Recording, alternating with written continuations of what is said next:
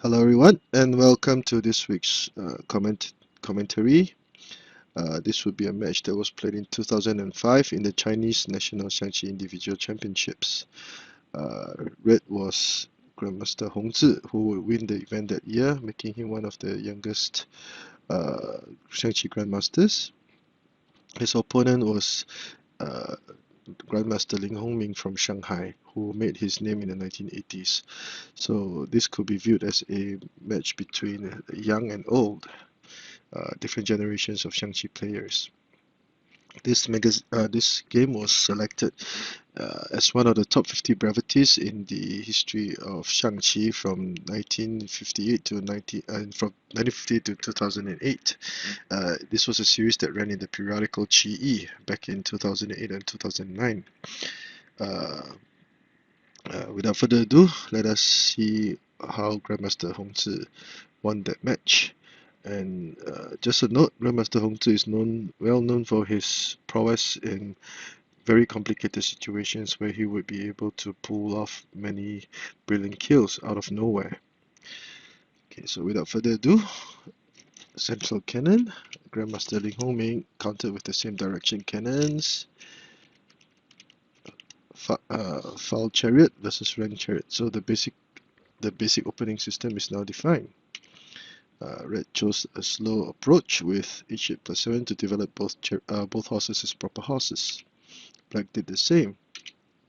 Red chose to play p7 plus 1, and Black wanted to make made quite an interesting move by developing both chariots as rank chariots so early in the game. This novelty is according to the magazine, this novelty was supposedly invented by another Shanghai Grandmaster, Sun Yongzhen, back in 2003. So the Master Lin Hongmin, being on the same team, would have known of it. P7 plus 6 was played. When this variation appeared in 2003, originally P3 plus 1 was played as sort of a reflex move to to the rank chariots. However,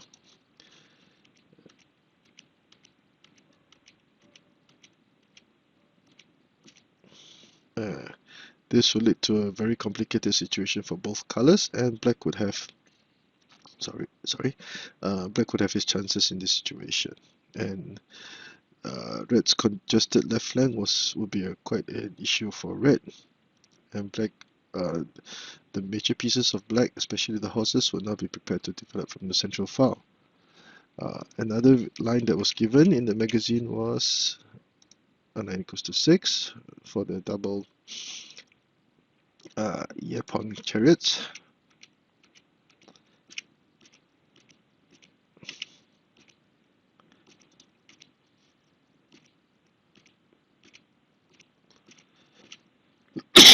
And after trading material,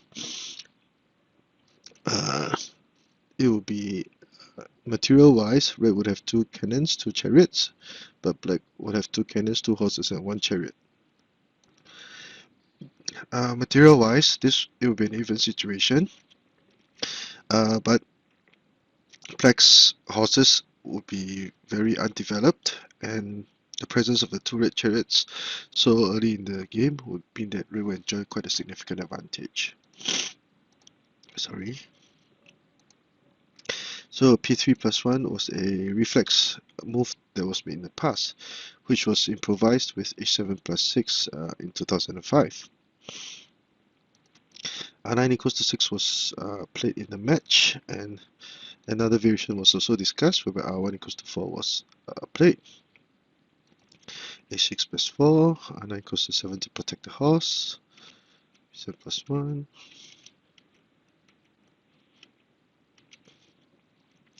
Again, this would lead to a very, very complicated situation. Black would have given up an elephant.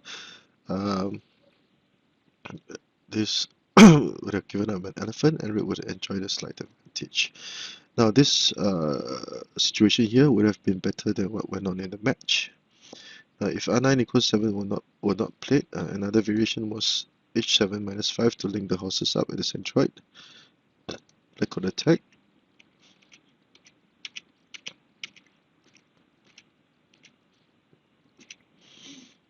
Again, this would be a very complicated situation. Red would have sacrificed material to attack, and because both chariots were now at the elephant's eye, red would be preparing to attack from the central file. So again, this is another very complicated situation, which is the characteristics of a same direction cannon's open match. So back to the main line. In the match, Grandmaster Lin Hongmin played r9 equals to 6, and red chose to continue to attack with h7, h6 plus 7. Now at this point in time, it would not be advisable to play a 6 plus 4 to try to capture the pawn and attack the red horse. Now this was a trap by red. If he did, red would advance the pawn across the river, protect the pawn, threaten to capture and dislodge the black chariot.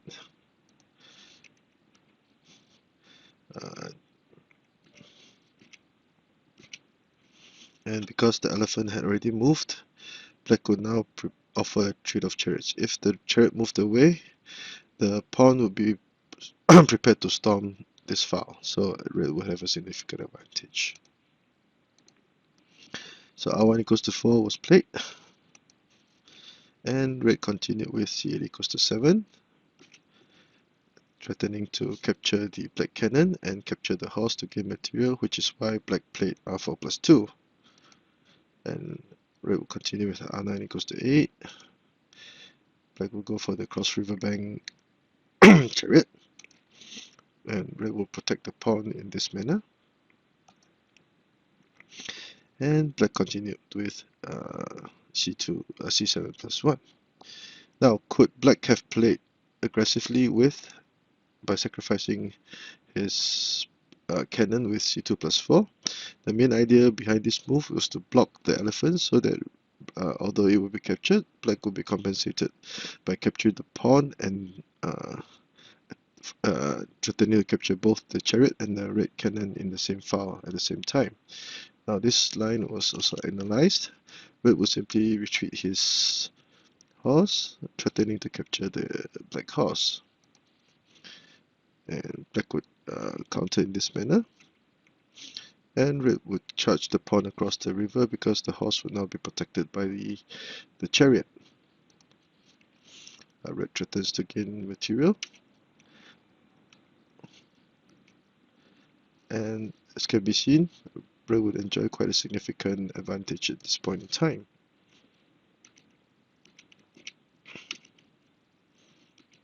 Check.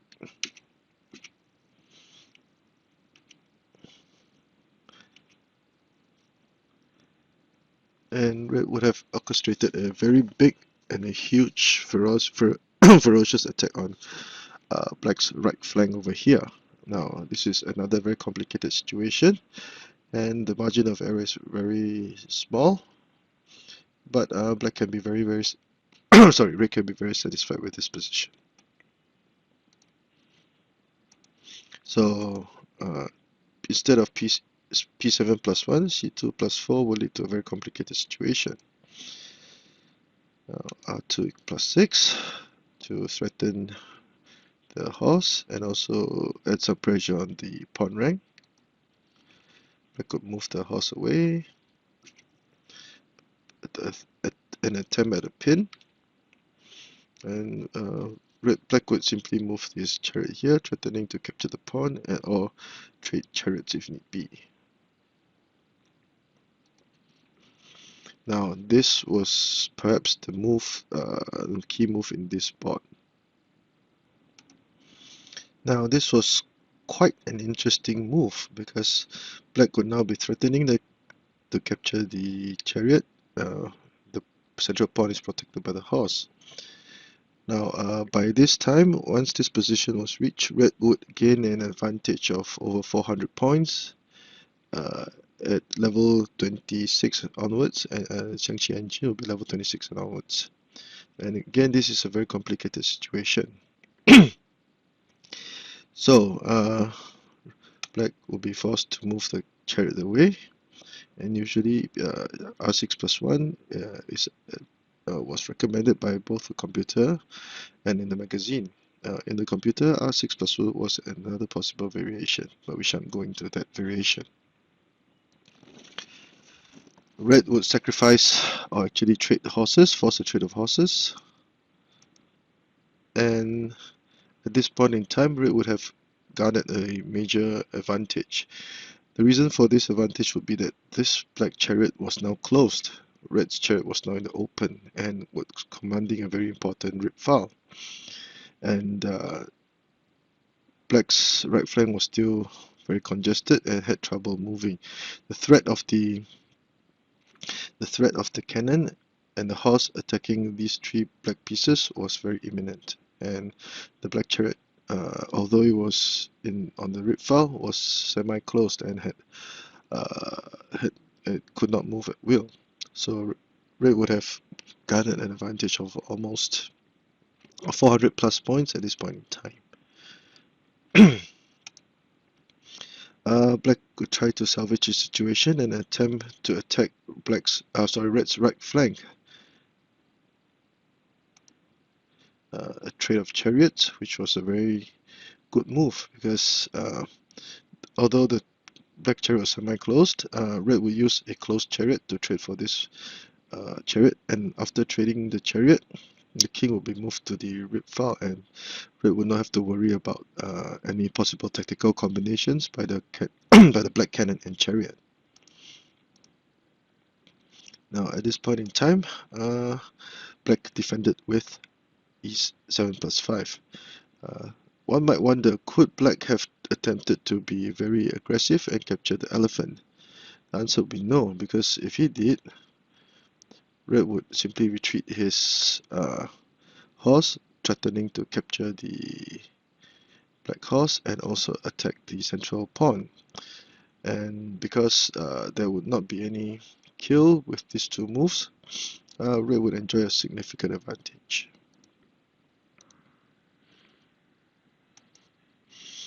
And again, because the threat of the horse, the black cannon and chariot on this file was not too much of an issue, red started to attack. And the first blow would be r4 equals to 8.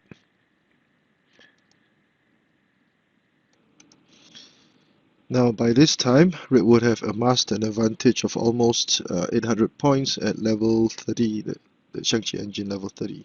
So this was quite a very significant advantage, and it can be even be considered to be a winning position. And as the match went on, black moved his cannon to safety, added pressure, threatening to capture the black cannon by blocking the elephant's eye, forcing the cannon to move away. And red immediately moved back to the elephant's eye on this red file, whereby red would now be prepared to capture the elephant to go out for a full attack. In the match, black played c1 equals to 5. I equals to 6, sorry. And black attacked with c1 equals to 5. This move was made to try to protect the central elephant. What would happen if black tried to move the elephant away?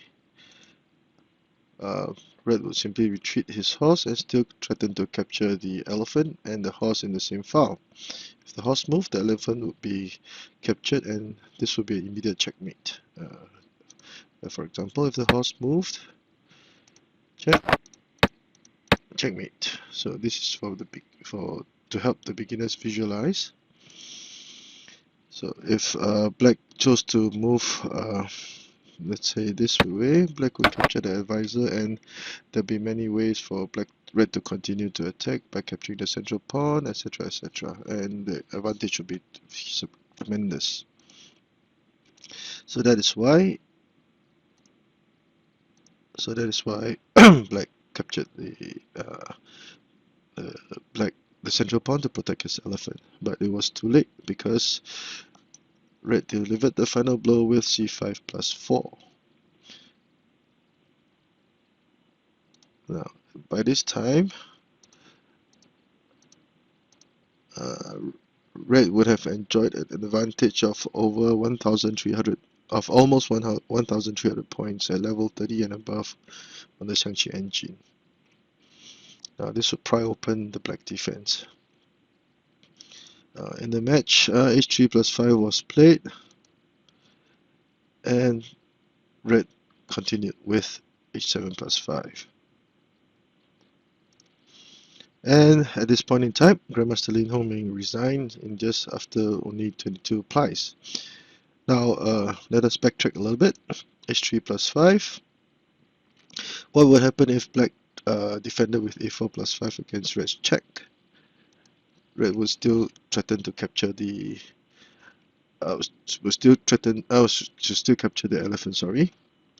And after capturing the elephant, it will be a checkmate with h5 plus 3. So if the black cannon will be forced to capture the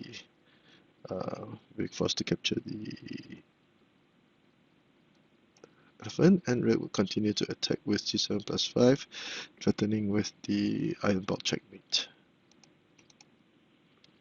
So a4 plus 5 would not work. What about a6 plus 5 to allow the king to move out? Again, capturing the elephant, forcing the king out, and capturing the horse again. Check. This is one very commonly seen checkmate in the ancient manuals. Tiger, a high angular horse for the tiger silhouette. And black would finally have the tiger silhouette in place. There will be no way that black could resolve this checkmate. So just for the beginners, let's say at this point in time, let's say black tried to say for capture a pawn, check. Red will capture the cannon, threatening to checkmate. And if black moved here, check, discovered check, forcing the big king down, and this will be the tiger silhouette checkmate. For beginners, it is very important to learn the basic kills. Okay, so backtracking a little bit. After delivering a check in the match, h3 plus 5 was played, whereby black captured the red cannon, and again red captured the black elephant. Now it's very rare in such rare situations that in matches that red will be able to apply so many threats at the same time, because after this move, red would now be threatening to checkmate with h5 plus 3. If black captured the horse, check, mate.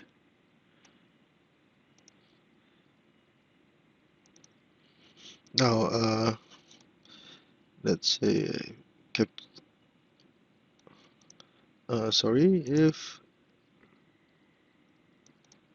if black tried to sacrifice his chariot to prevent the kill,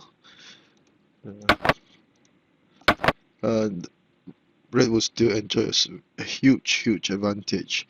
According to the computer program, the advantage that red would have now would be well over 2,000 points, which is basically a winning position. Red would now threaten to capture the advisor, and he could also play he could also try to dislodge the horse, etc., etc. There are too many tactical combinations for black to choose from. So I hope you have enjoyed today's very short video. If you like what I've been doing, please subscribe to my channel and give me a thumbs up. Thank you.